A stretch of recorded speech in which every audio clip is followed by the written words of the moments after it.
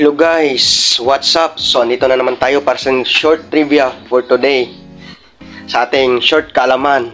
So, magbibigay tayo ng dalawang klaseng hayop, isda at saka ibon na may same species, yung striata. Yung una, isda, Channa striata, yung tinatawag natin na striped snakehead or dalag sa Tagalog or haluan sa Bisaya.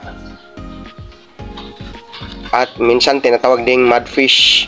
Ang scientific name, Channa striata. At saka yung isa naman ay ibon.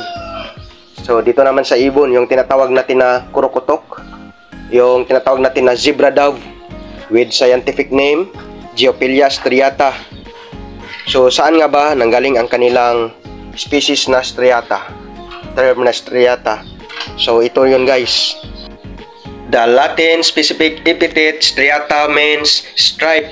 So yung tinatawag natin na zebra dove, yung ibong zebra dove, meron siyang stripe.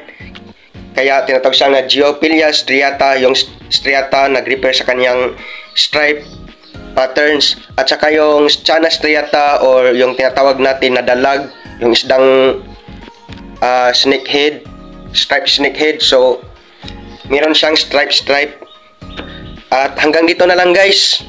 For more kaalaman, you can visit me, you can support me by like, subscribe, and follow. Thank you for watching.